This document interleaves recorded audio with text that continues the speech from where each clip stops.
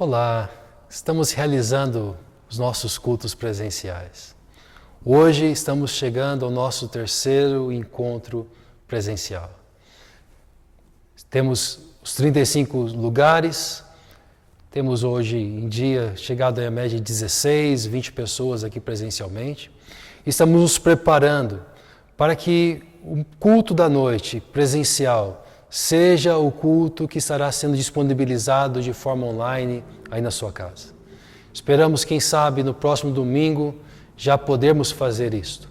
Mas enquanto isso, estamos nos dedicando, a equipe de música se dedica a vir no sábado, fazermos essa gravação, prepararmos esse momento cultico para que nós possamos juntos cultuar a Deus, para que juntos possamos ouvir uma mensagem que venha desafiar o nosso coração.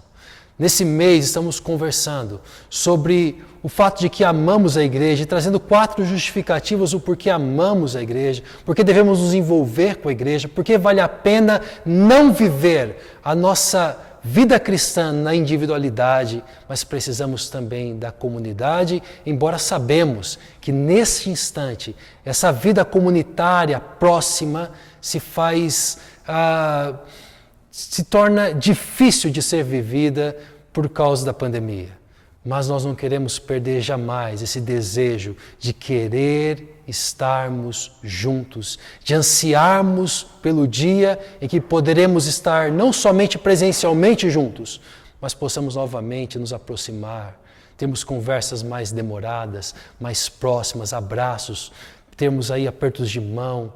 Nós ansiamos por esse dia, quando nós estaremos juntos, cultuando a Deus no mesmo espaço. Enquanto esse momento não chega, nós continuamos adorando a Deus como povo de Deus, cada um no seu lugar, mas não desconectado um do outro. Por isso faço novamente o apelo que já fiz. Se conecte com outros discípulos de Jesus. Não se restrinja a fazer apenas esse momento online, você na sua casa, participando desse culto juntos, um único momento da sua vida como igreja.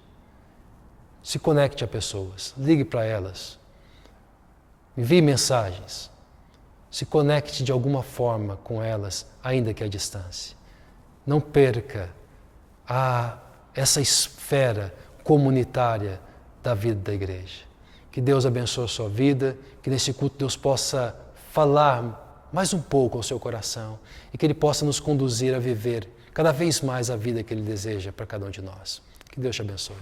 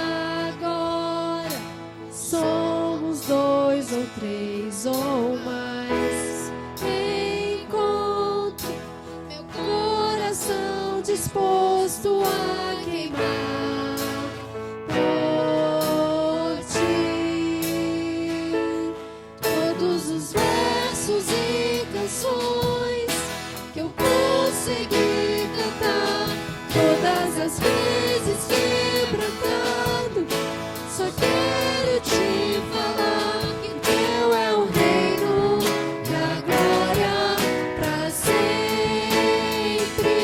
Teu é o domínio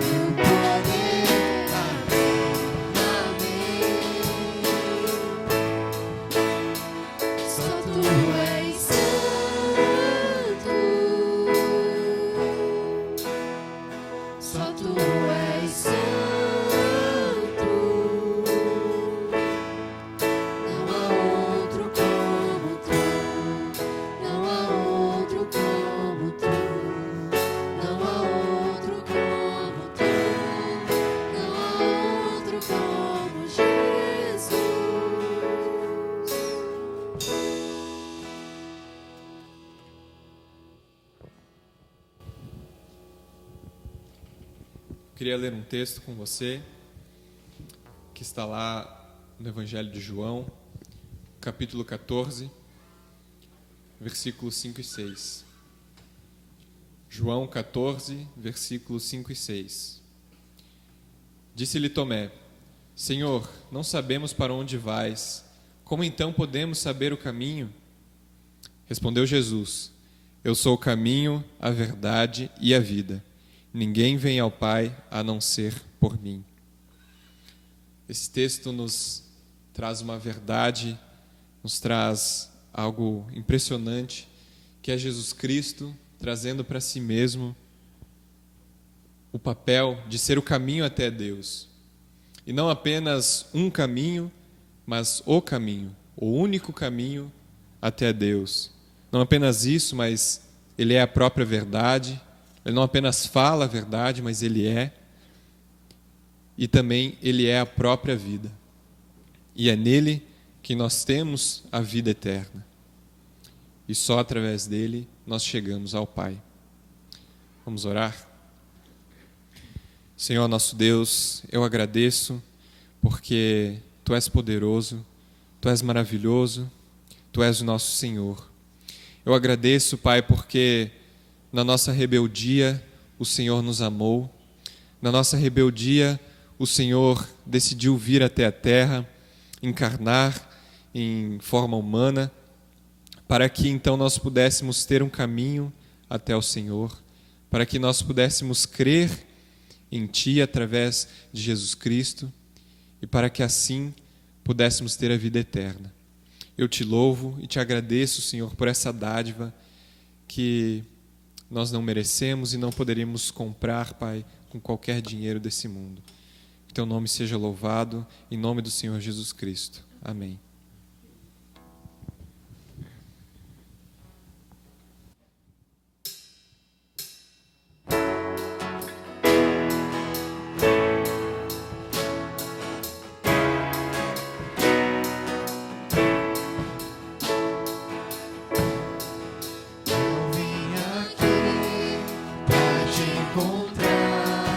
Pra te ouvir, pra me render.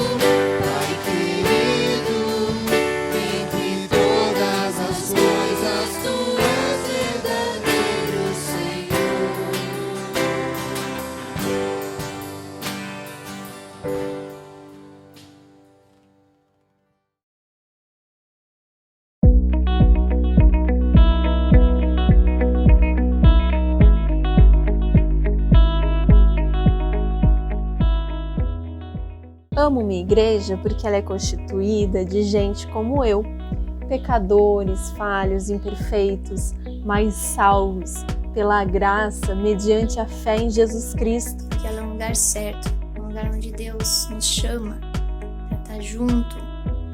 E Ele fala a mesma coisa para todas as pessoas. Porque temos comunhão com os irmãos, né?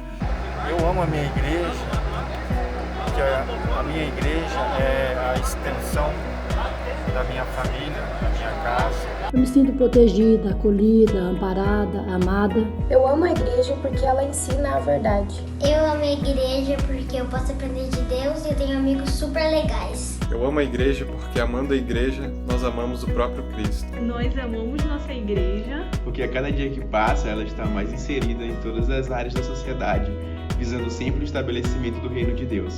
Igreja é amor, igreja é de Deus. Isso para mim é uma família. Para mim, eu amo a igreja porque a igreja é minha família. E é neste lugar maravilhoso que o Senhor Deus preparou para nós, que queremos viver todos os dias da nossa vida.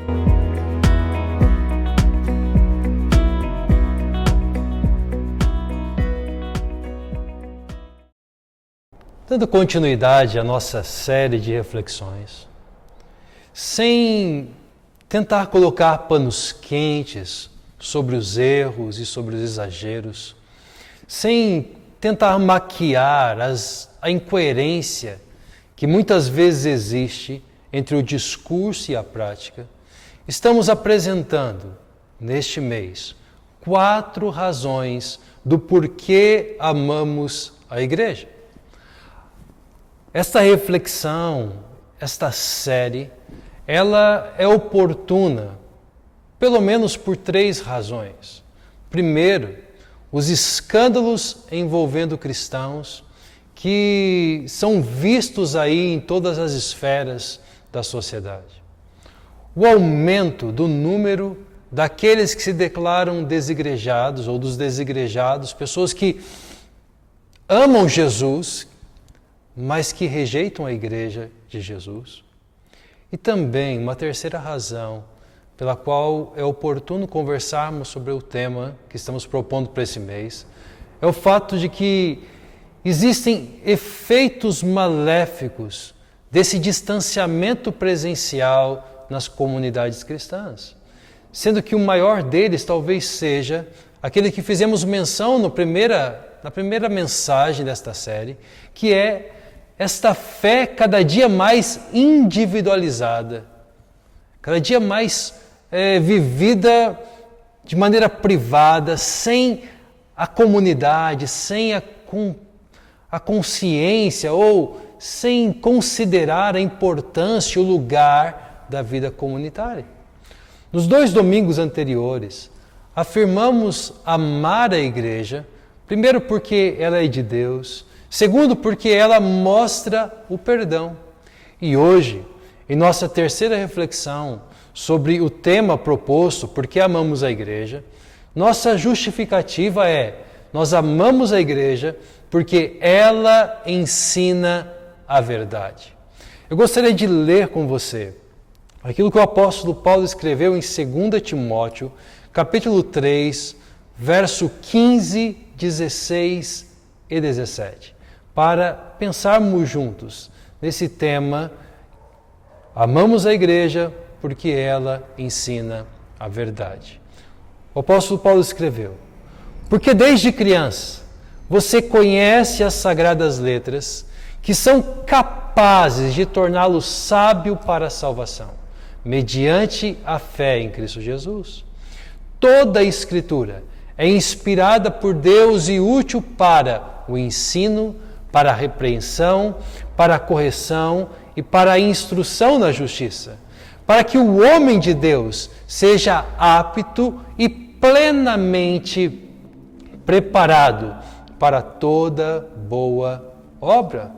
Ao afirmar eu amo a igreja porque ela ensina a verdade, não estamos dizendo que a igreja detém ou ela possui a verdade, mas que ela é serva da verdade. Não estamos dizendo também que todas as pessoas com a Bíblia aberta estão dizendo a verdade, mas que a Bíblia em suas mãos é a verdade.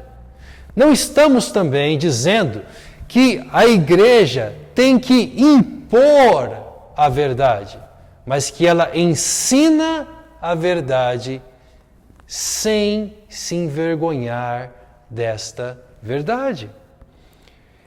De que verdade estamos falando? Estamos falando sobre a verdade a respeito de Deus, a verdade a respeito de nós, a verdade a respeito de qual é o problema com este mundo e de como tudo será resolvido. Em resumo, estou afirmando que a Bíblia conta a verdadeira história do mundo, a história a qual todas as nossas histórias estão ligadas.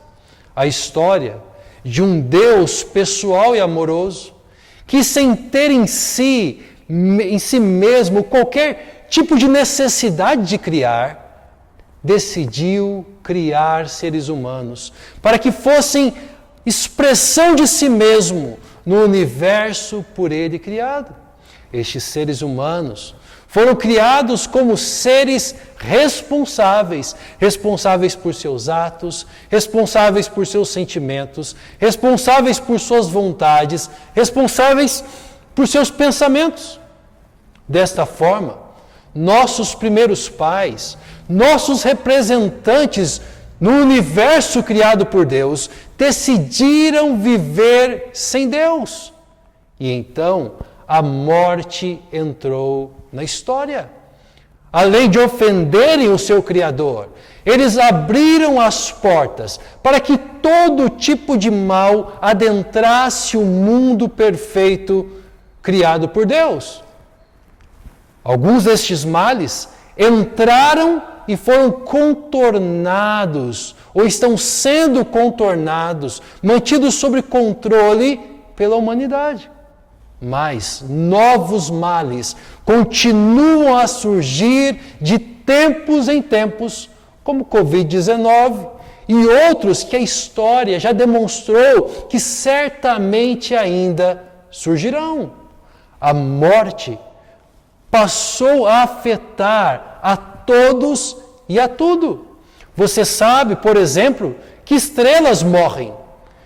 Sabe que plantas morrem, animais morrem, seres humanos morrem. Produtos altamente industrializados pelo homem, ainda que levem séculos, ainda que levem milhares de anos, em algum momento também se desfazerão. Por quê? Porque tudo está morrendo. O dano que foi causado é humanamente irreversível. Mas o Evangelho, a boa notícia é que Deus providenciou uma forma de reverter o dano causado pelo ato ofensivo da humanidade contra o Deus Criador. Então, equilibrando perfeitamente sua bondade e a sua justiça, Deus o Pai enviou Jesus, o Deus Filho, para que este se tornasse humano e nascesse da Virgem Maria. Jesus, o Deus homem, 100% Deus e 100% homem, enfrentou todas as hostilidades deste mundo que está morrendo, mas ao contrário de nós, viveu vida perfeita. E após viver vida perfeita, ele se deixou ser preso, injustamente julgado e condenado à morte de cruz. A morte destinado ao pior tipo da escória do seu tempo e a mais cruel das mortes impostas pelo Império Romano. Por que isso aconteceu? Porque a ofensa cometida pela humanidade merecia não apenas a morte eterna e a separação de tudo aquilo que é bom, mas também a mais cruel e a mais vergonhosa das mortes. Ao morrer desta forma, cruel e vergonhosa, Deus, o Pai, satisfez sua justiça. Afinal, nem mesmo nós, com todas as nossas incoerências, achamos justo deixar um crime sem a sua devida paga. Nem mesmo entre os mais terríveis criminosos se declara justo deixar alguém que ofendeu o código sem a devida paga. Deus, o Pai, foi coerente, perfeito para com a sua justiça e ao mesmo tempo demonstrou sua bondade ao declarar que todo ser humano que olhar para Jesus e crer que Jesus é Deus e crer que a morte de Jesus foi necessária por causa dos crimes cometidos contra Deus e contra a lei de Deus, então será salvo, será perdoado de todos os pecados e haverá então vida eterna.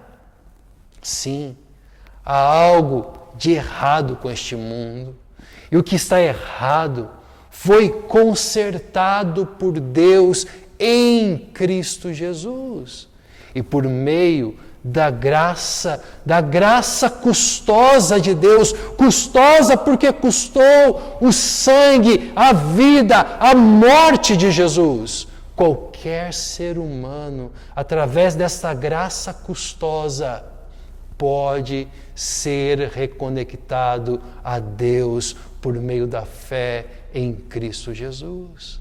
E para que os que creem em Jesus, em sua pessoa e em sua obra, não tenham dúvida de que já estão reconectados a Deus, o Deus Espírito Santo veio morar neles. amamos a igreja porque ela ensina esta verdade. Amamos a igreja porque ela é serva desta verdade. Amamos a igreja porque ela ensina a verdade. E a verdade que ela ensina é, em primeiro lugar, inspirada por Deus. Verso 16 da carta que o apóstolo Paulo escreveu a Timóteo, no capítulo 3, diz o seguinte: toda escritura é inspirada por Deus.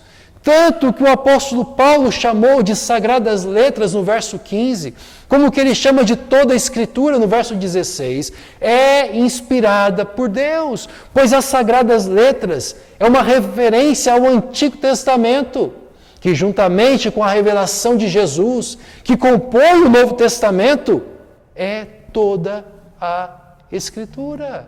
É importante entender que a verdade que a igreja ensina não é uma verdade inspiradora, isso é, não é uma verdade para nos elevar, uma verdade que nos motiva, mas ela é sim inspirada por Deus.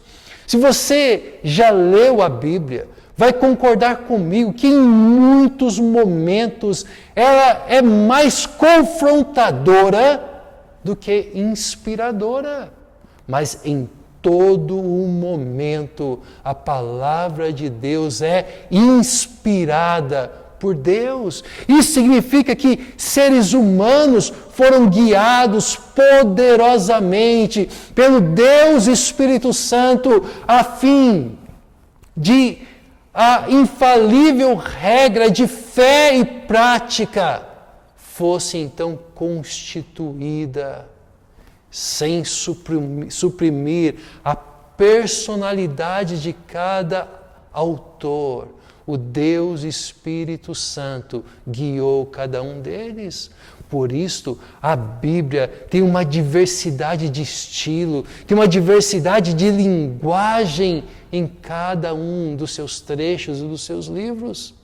Este princípio da inspiração da Escritura Sagrada garante a imutabilidade da verdade e impede a manipulação por parte, é claro, daqueles que lidam com ela como servos da verdade e não como manipuladores da verdade.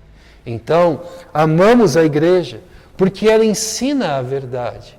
E a verdade que ela ensina, primeiramente, é inspirada por Deus.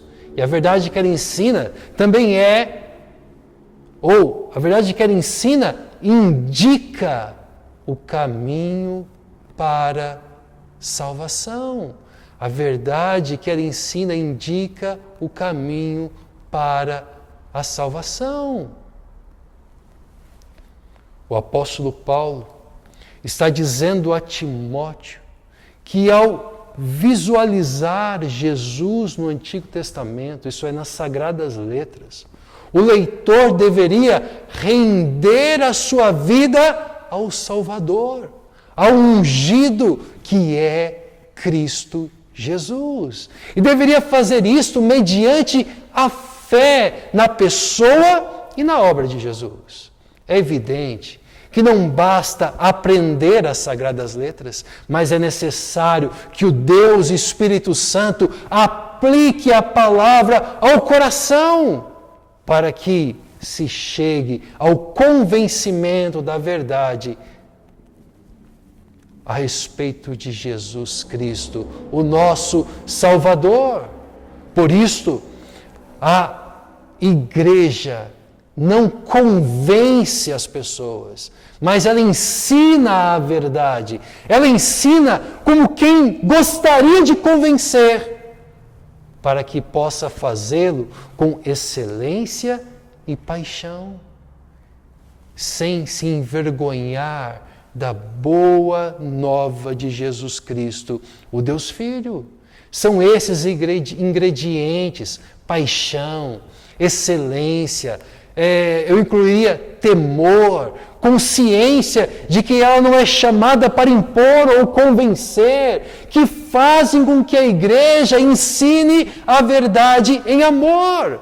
Tire um destes ingredientes e a verdade não será dita em amor, mas a verdade dita em amor, mediante a ação do Deus Espírito Santo, é poderosa para indicar o caminho para a salvação. Esse caminho é Jesus. Por este caminho, Timóteo foi conduzido e teria agora então que conduzir a igreja com a qual ele está caminhando. Assim, declaramos que amamos a igreja porque ela ensina a verdade. E a verdade que ela ensina é inspirada por Deus. A verdade que ela ensina indica o caminho para a salvação. E a verdade que ela ensina é instrumento de transformação. Através do ensino, da repreensão e da correção e da instrução na justiça, o ser humano se tornou sábio para a salvação. Isto é, ele ouviu, se rendeu, acolheu o Evangelho de Cristo Jesus e então transformado em um ser humano apto e plenamente preparado para toda boa obra, como está no verso 17. Ou seja, o apóstolo Paulo está dizendo que nós somos equipados para viver uma vida semelhante à vida de nosso Salvador Jesus Cristo. Não apenas, preste atenção, não apenas na retidão de vida, isso é, em toda boa obra, mas também vivemos uma vida semelhante à de Jesus na amizade e na comunhão com Deus, de quem estávamos alienados, separados por causa do pecado. E ainda, também, viver uma vida semelhante à de Jesus na comunhão uns com os outros e no serviço abnegado ao mundo. A verdade é que a palavra de Deus é instrumento de transformação que nos muda de dentro para fora. Ao ensinar, ela nos comunica conhecimento acerca da revelação de Deus em Cristo. Ao repreender, ela refuta o nosso erro, sejam os erros doutrinários ou os erros de conduta, pois em amor, mas sem negociar o inegociável, ela nos adverte sobre muitos perigos. Ao corrigir, ela nos convence do erro e nos recoloca no caminho certo outra vez. E ao instruir na justiça, ela nos treina para que a vida seja vivida na esfera da vontade de Deus. Se você, como eu, ama a igreja porque ela ensina a verdade, verdade que nos transforma, não pode desprezar sua utilidade e não pode desejar ser menos do que alguém que, como o versículo 17 diz, apto, plenamente preparado para toda boa obra.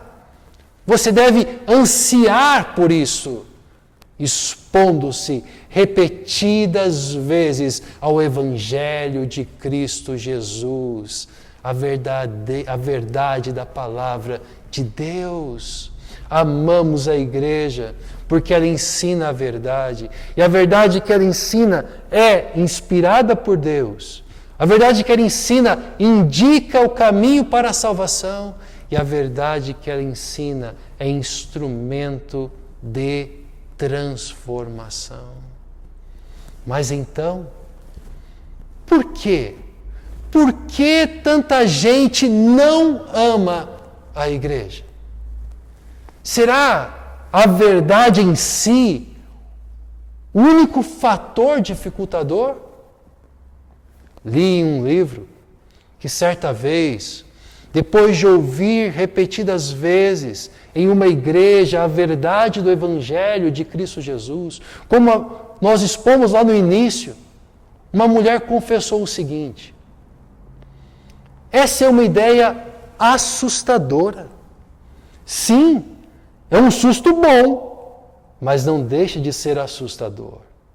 Se eu fosse salva por minhas boas obras, então haveria um limite para o que Deus poderia pedir de mim ou me fazer suportar. Eu gostaria de ser como uma contribuinte com direitos. Eu cumpriria meu dever e agora mereceria certa qualidade de vida. Mas se é absolutamente verdadeiro que sou uma pecadora, salva pela livre graça, a um custo infinito para Deus, então não há nada que Ele não possa pedir de mim. A verdade ensinada pela igreja deveria ser a única barreira para alguém não amar a igreja. Mas, infelizmente, isso não é a realidade. Muitos de nós queremos impor a verdade. Muitos de nós, quando conseguimos apenas ensinar a verdade, a ensinamos com arrogância e a ensinamos com falsidade. O que faremos diante dessa realidade? Como estamos no mês que celebramos a Reforma Protestante, que tal lembrar as palavras de Lutero, que escreveu: a verdade do Evangelho é o artigo principal de toda a doutrina cristã. É extremamente necessário que bem conheçamos esse artigo, que o ensinemos aos outros e que o martelemos continuamente sobre as cabeças dos outros e sobre as nossas próprias cabeças, pois o Evangelho não é o ABC da vida cristã, mas também é todo o dicionário da vida. Ele é a verdadeira história do mundo, a qual todas as histórias são chamadas a se conectar para sempre. Eu amo a igreja, porque a igreja ensina esta verdade. Que Deus abençoe a tua vida. Que essa verdade possa transformar o seu viver. Você que ainda não se rendeu a Jesus, e a você que já caminha há muito tempo com Jesus, é esse Evangelho que precisa ser martelado na minha e na sua cabeça todos os dias, para que a verdade de Deus possa continuar nos ensinando, possa continuar nos conduzindo, nos instruindo na justiça, nos repreendendo e nos corrigindo, para que possamos estar aptos, plenamente preparados para toda boa obra. Que Deus abençoe ricamente a sua vida e o seu lar. Vamos orar. Bondoso Deus, obrigado, Senhor, porque o Senhor nos deixou a Tua palavra. Obrigado, Senhor, pela verdade revelada na Tua palavra. Obrigado porque o Senhor nos entregou a verdade para que possamos anunciar a verdade.